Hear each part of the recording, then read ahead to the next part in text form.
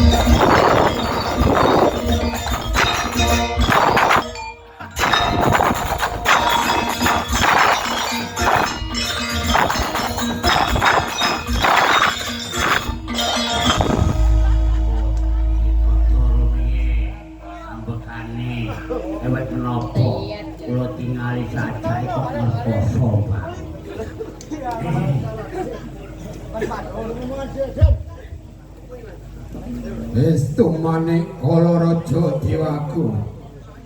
Adhiku Kudhi Sengara. Oi, tahu dalem dong sebut.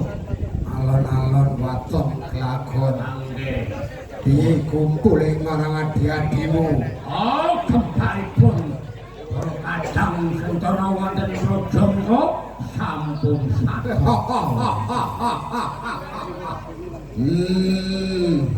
Rumangsa marang jroning adine ingsun yen to aku ngrungokake apa sing kok aturake. Ning ora mumpung hawa sing dereng sepo. Coba dolanen kadang-kadangku uga dereng nangkil. Ayu-ayu menika. Kadangipun sinten? Penjang-jang nak kaya blanket sapi.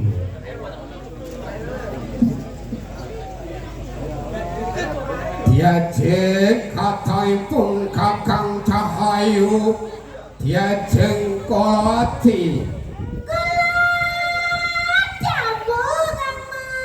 Diajeng Kolawati. Diajeng Kolawati bocah ayu cah benok cah debleng. Ayune setampah mubeng. Tak gendong ora tak doki ento ora mangsa rendeng. Diajeng iki kula Kang. ayune endi diajeng? Endolang gak lembut kaya kecot buritan kono to kowe. Lah kira ayune gas ngendi? Aku lak ditimbang piye karo juragan kene. Aku gelem lho Kang. Sampean Nggih. kecotmu larang kok murah. Ayo kecot kula larang to. Iso mencop iso mekar iso mencop iso mekar. Ah, pirsa Pak, kecote niki larang. Di juragan kecote? Hah? Sing di. Anang buri kono. Aku timbangan Mas. Aduh, deyane kok ditimbang. Lah jarene abon kecot. Aku duwe iki kok ning omah. Ora tak gawa. Boten. Ah, untung ra pangan rayap. Diajeng Jagalwati. Iki kula Kang. Kok Jagalwati to Kang Mas? Tegesing yo Jagalwati yo Kalawati diajeng.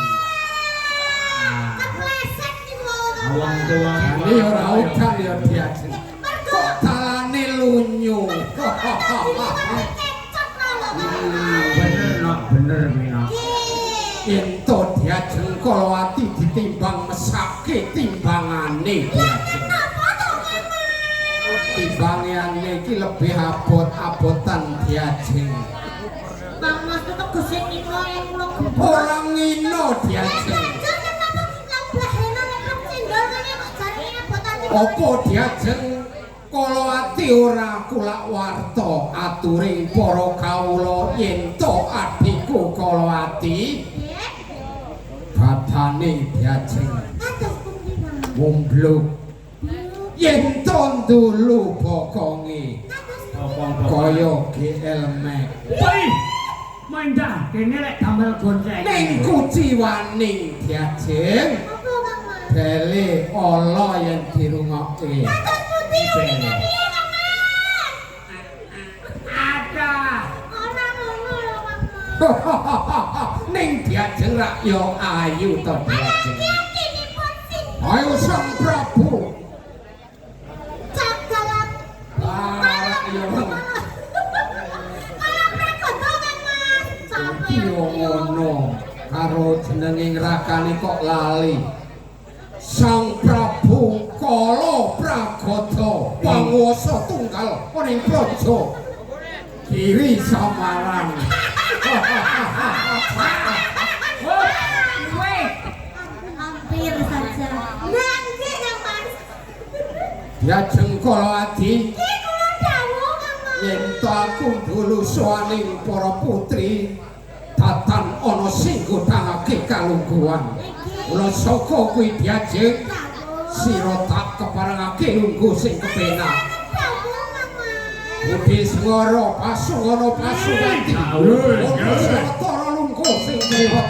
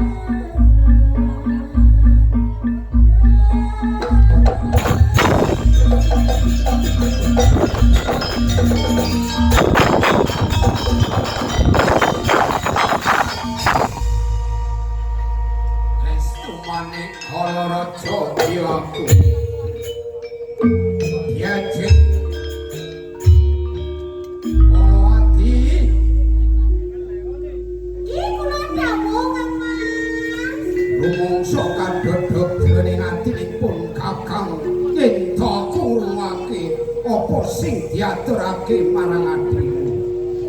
Diajeng kala ati. Nanging dalan kula Kang Mas.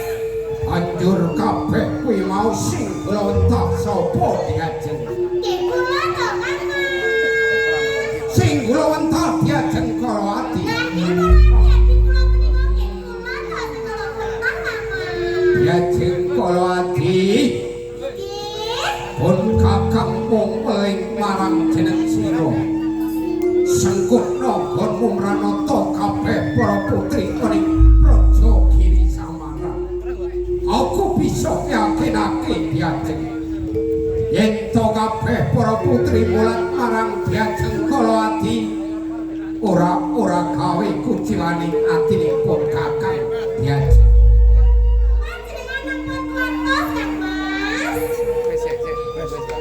Yen ngono sawetara tatri lungguh sing setata ya diajeng. Uga marang sira adhiku Kala Sasi. Iki kasihan kula Kang Mas. Banjur kabeh pawartaning nggonmu nampa ulang-ulu ingkang bopo diajeng. Aduh Kang Mas, kula kinten nganggen kula nampi ulang-ulungipun Kang Mbak kula.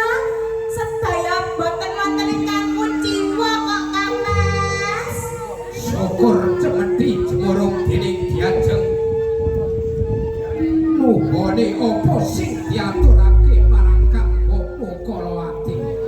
Mula saka kuwi diajeng Kados pundi Kang Mas? malingipun kakang gonmu mranata kabeh para putri aja kendhat teka semene ya diajeng. Menika mboten kok Kang Mas. Panjenengan ampun kuwatos Kang Mas. Sampun dados kewajiban Kang Kadon Kang Mas. Diajeng Kala Sasi. Kula dawuh. Salene ana kawigaten sing bakal daturake marang Kangmasmu sawetara diajeng tak aturi lungguh sing kepenak ya diajeng. Wis tangi dawuh Kamang. Uga marang sira adhiku Kudhe Semara.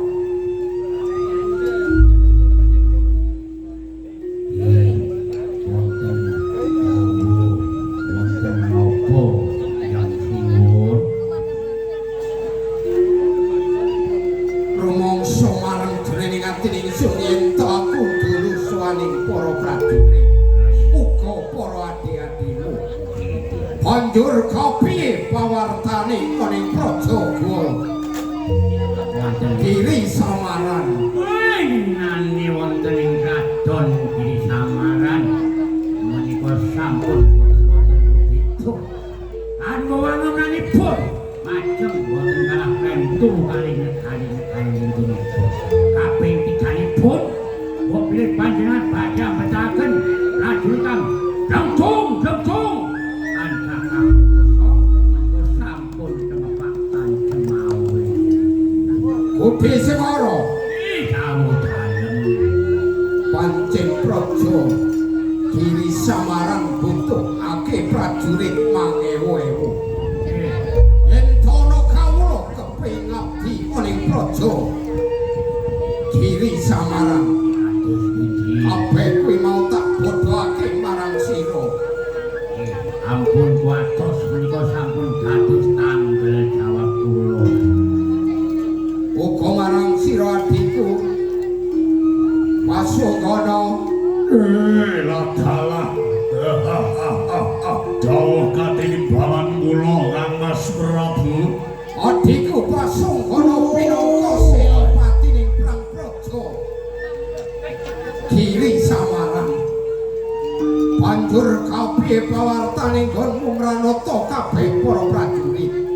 Kasunyataning sedaya para prajurit samya gelar sewapan malah aturing dening para dening sandi kathah para kawula ingkang badhe derek gesang wonten ing bumi enggal Giri Samaran Kang Mas Prabu. Adhiku Pasugana. Nggih kula. Yen ngono jumpuk marang pawarta sing tak tampa. Oke para tlisandi kandha marang aku. Oke para kawula kabeh padha bata rupa kepengin ngabdi ning Praja Gaseluma kepara. Ora mung kawula lelatan Praja Gaseluma Giri Samaran, uga kawula Praja Majapahit kepengin ngabdi ning Praja Giri Samaran. Leres satur panjenengan senadyan Praja Giri Samaran mapan satengahipun arek-arekipun Gunung Tengger mapan wonten ing desa Dalagir.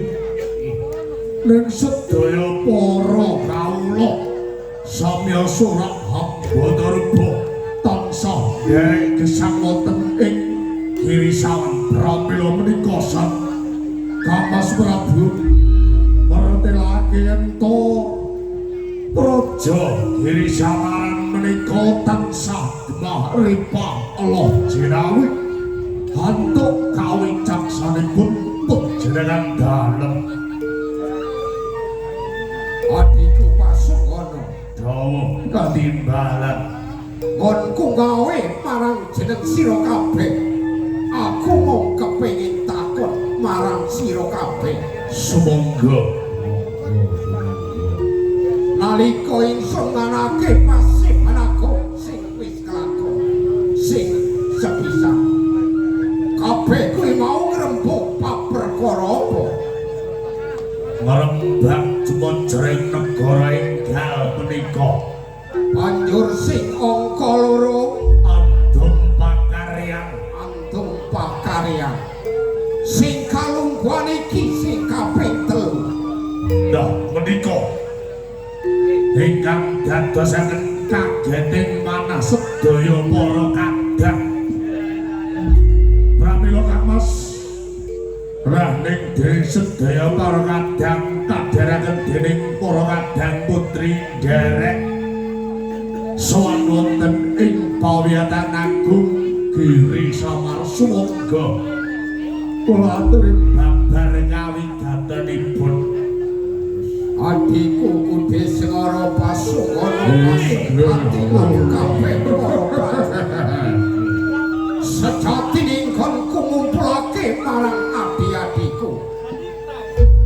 pancen ana kawigaten ciptaning atiku ciptaning Sang Prabu Kala Pragodo aku mung kepengin nglehake wong Majapahit banjur carane kudu kapiye Ajeng menika Kangmas Prabu kula sarujuk wonten cara ingkang menika widodari wonten ing Majapahit kan ayu-ayu panjenengan kedah etok-etok nglamar putri wonten ing Majapahit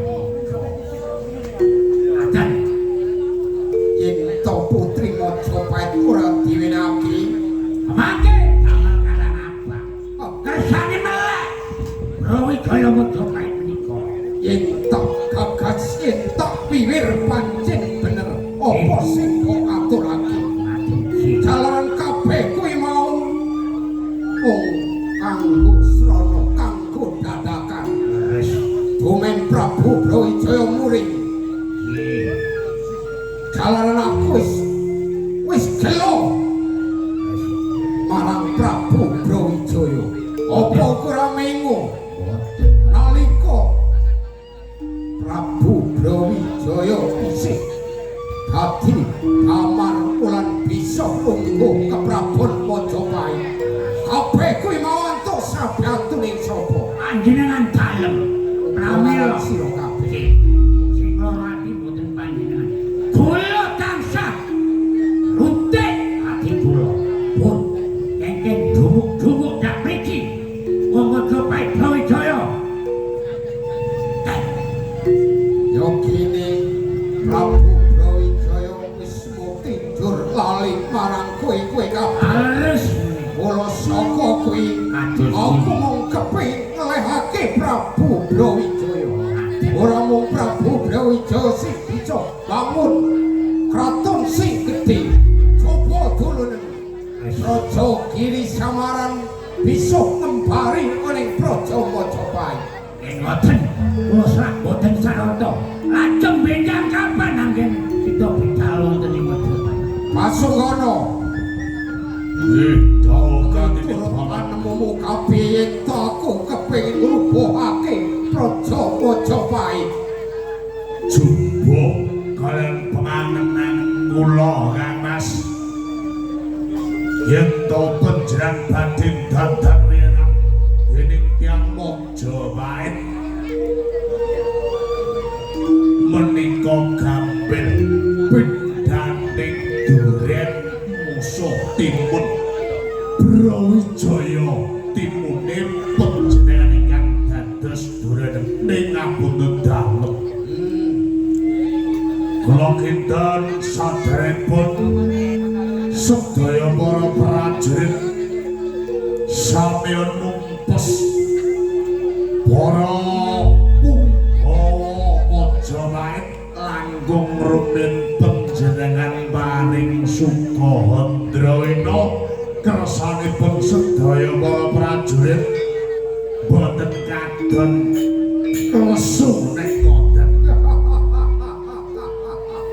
yen tak pikir bener apa sing kok aturake aturing para wiku sapa ae sing nikake kewajiban nyamparan ati sing lecah apa sing dikayo bisa wujud Mumba muji kang kadang daruna nampa ingkang dados sedya panjenengan dalem tansah widodo lestari ingkang dijumbuh ingkang ginayuh Kamos Prabu. Mula saka kuwi kabeh para prajurit ayo padha donga kinunga. Mring praja Giri Samaran bisa langgeng sak awas. Hidup Giri Samaran! Hidup Giri Samaran! Hidup Balapragoto! Diajeng kala ati Kula dawuh Kang. ira wis kudu dhewe atur ing rakamu Kudi Sengara. Iji Kang Mas. Jampine saya para prajurit kuwi kabeh ana ing suaramu Diajeng. Nggih kali adi-adi kula menika Kang Mas. Ayo to. Kula sampeyan pricil sedaya lho Kang Mas. Apa iya? Gitu. Coba kita berpikir. Gaskan.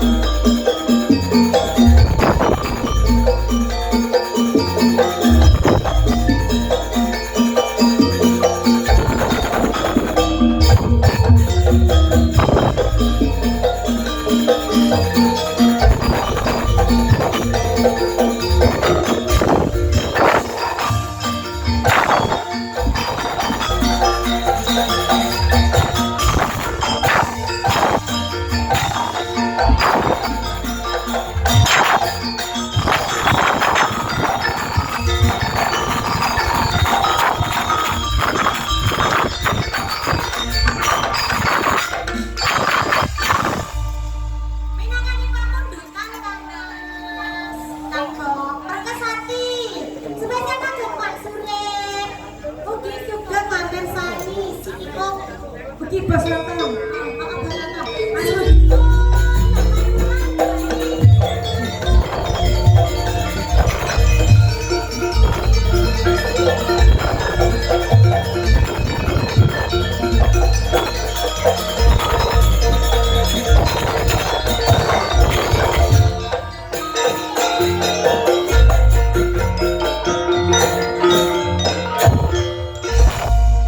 Oh,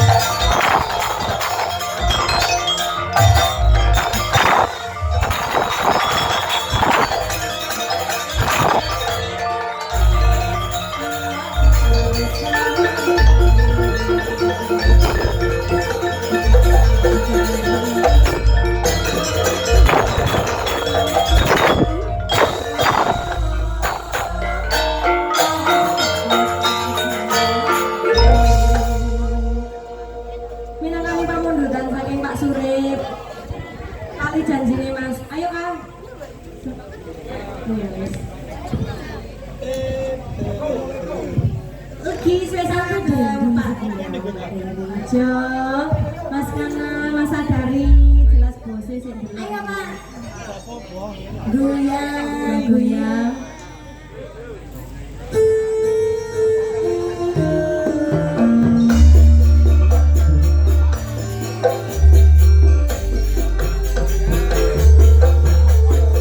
Mati janjine karo Mas Kana.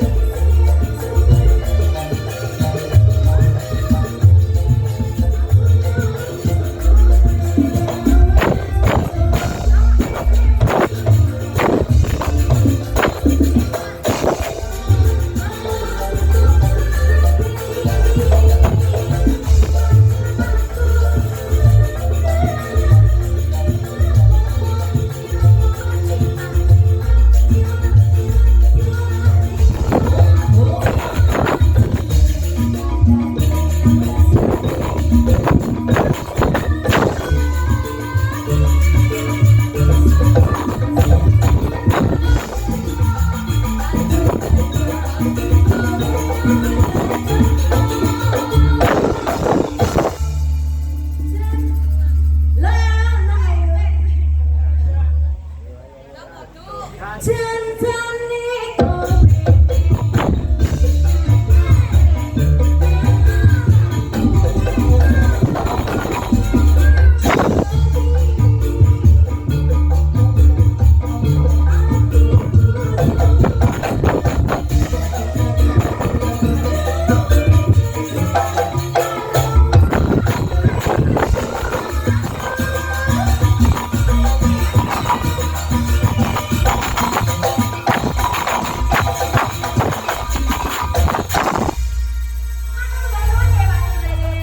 mugi-mugi lancaran segenipun.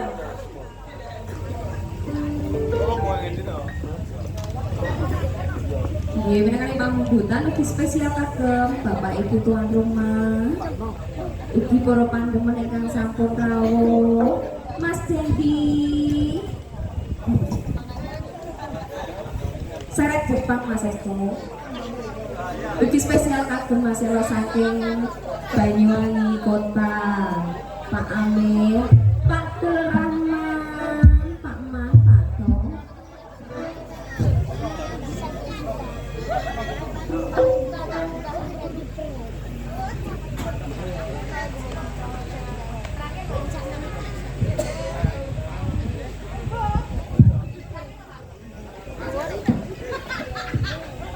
Mas Karla, Pak Surip, masih bersama.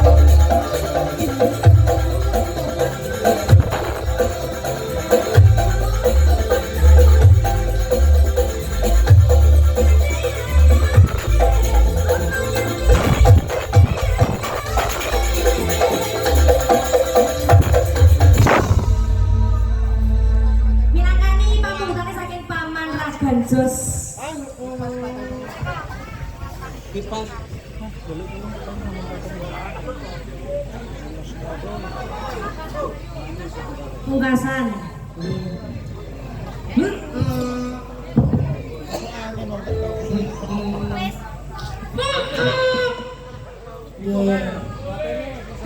Bisa-bisa kagem bos untung.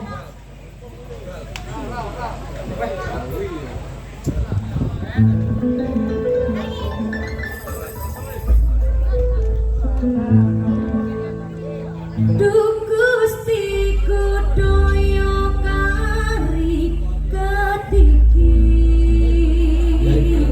sing kuyat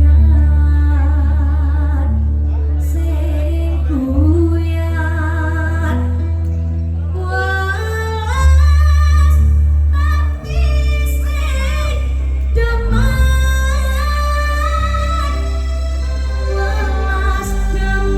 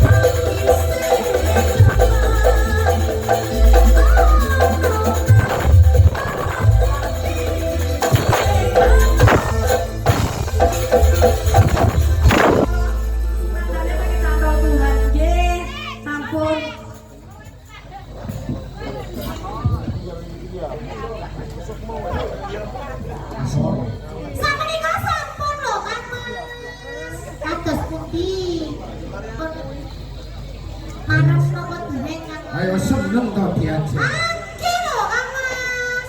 Adik-adikipun panjenengan menika lak mboten keciwakaken panjenengan to Kang Mas. Kabeh para putri pancen wis padha asih. Lan nggih. Ning kudune budaya sing mapan ning praja. Giri Samaran kudu mbok uri-uri diajeng. Panjenengan napa luwantos Kang Mas? Adikku Desengara. Iki dawuh dalem kados pundi ya Mas? Pasungkono pasungpati. Adene balan Pirasa rasane atimu sawise sira diparingi pasukatan. Maos tenan. Seneng atimu. Aiki. Mula saka kowe adikku Desengara. oh adene balon kula Kang Mas Prabu Aku jaluk tulung marang jeneng sira. Sira tumuju ning Praja Majapahit. Kawening geger Praja Majapahit. lajeng benjang menapa ulangene petumuju ning Majapahit Yen tak pitung iki dina sing becik. Iriten kabeh para prajurit pinangka penderekmu. yen temengaken kula nyuwun tambahan pangestu Hati-hati.